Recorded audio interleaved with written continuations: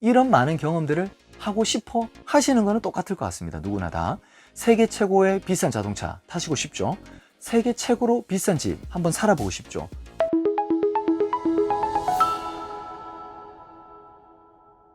네, 반갑습니다. 직장인의 모든 것 구과장입니다. 저번 시간에 제가 기록관리에 대한 설명을 드렸습니다. 기록관리에 대한 설명 끝에 세계 최고의 인재들은 왜 기본에 집중할까에 대한 책을 여러분에게 소개시켜 드린다고 했는데요. 오늘은 제가 세계 최고 인재들을 읽고 이 기본에 대한 새로운 인사이트를 받았던 내용에 대해서 함께 나누려고 합니다. 세계 최고 인재들은 왜 기본에 집중할까라는 제목의 책인데요. 도스카 다카마산, 산 이름 아니고요. 도스카 다카마산이라는 저자가 지은 책이고요. 뭐 세계 최고 인재라고 하니까 이 순간 기분이 어떠세요? 뭔가 특별한 게 있을 것 같잖아요. 누구나 다 할 수 있는 한 번쯤은 우리가 들어본 이 기본에 대해서 얘기를 하고 있다는 거죠. 그런데 이 기본의 뉘앙스는 제가 알겠어요.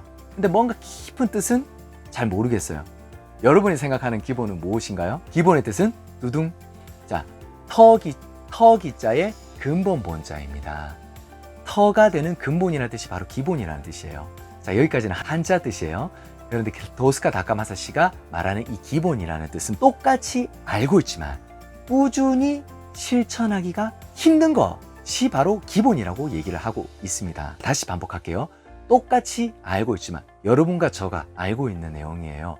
그러나 꾸준히 실천하기 힘든 것입니다. 지금 여러분하고 저가 잘 하지 못하고 있는 것들이 기본이라고 하는 거예요. 와, 굉장히 놀라운 통찰력이지 않나요? 기본을 중시한다. 여러분, 이 기본을 중시하는 게 단기적인 성과를 올리는데도 효과가 있지만 무엇보다 5년, 10년 후에 한 단계 더 성장하는 데 도움이 된다. 자, 그러면 답이 나오죠. 여러분, 5년, 10년 뒤에 자신이 어떤 성장을 하고 있을지 혹시 생각해 보신 적 있으신가요? 내가 세계 최고 인재도 아닌데 무슨 딴 나라 이야기하는 사람들 얘기를 들을 필요가 있나? 라고 생각을 하는 분들이 많이 계실 것 같아요. 이런 많은 경험들을 하고 싶어 하시는 거는 똑같을 것 같습니다. 누구나 다.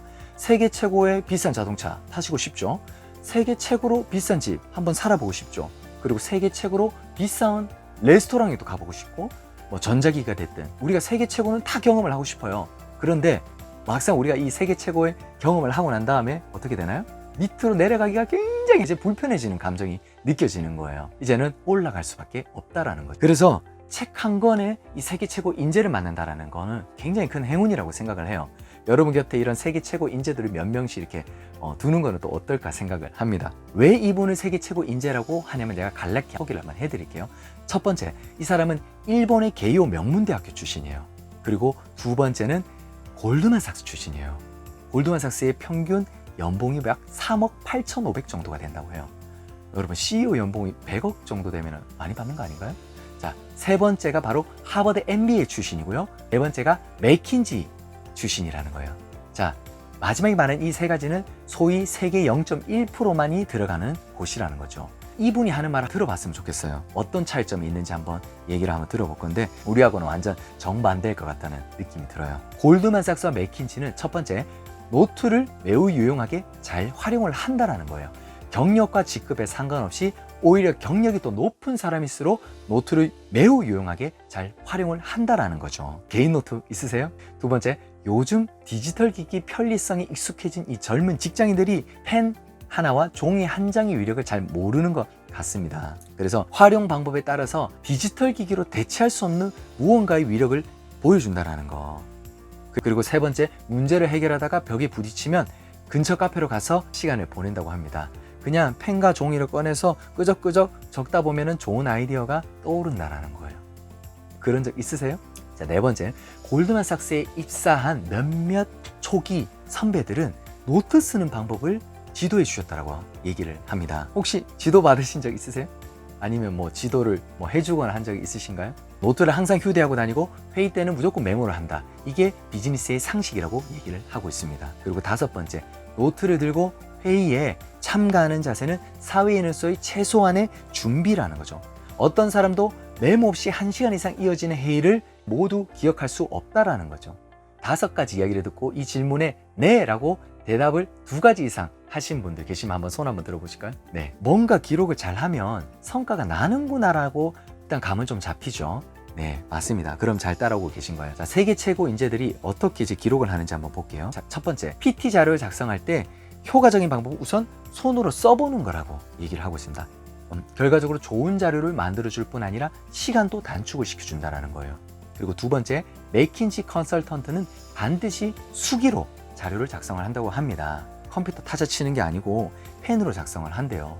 정말 힘들 것 같은데, 그래서 사내에는 맥킨 노트라고 특별 제작한 노트가 있는데 그냥 쓸 수밖에 없는 폼을 만들어서 회사 전체에서 사용을 하고 있다라는 겁니다. 그리고 세 번째, 회의에서 존재감을 드러내기 위해서는 화이트보드 앞에 쓰면서 회의를 진행하고 어떻게 화이트보드 앞에서 회의를 진행하는 능력을 키울 수 있을지에 대해서 고민을 한다라고 합니다. 그래서 평소에 노트를 쓰면서 꾸준하게 연구하며 회의에 참석해서 자기 나름의 논리 포인트를 파악하고 이를 노트에 어떻게 정리할 건지 훈련을 하는 거죠. 특히나 마지막은 다카마스 씨가 신입일 때 아주 소스라친 일이 있었다고 합니다. 그건 바로 M&A 프로젝트 때 계약 조건을 논의할 때의 상사의 모습이었어요.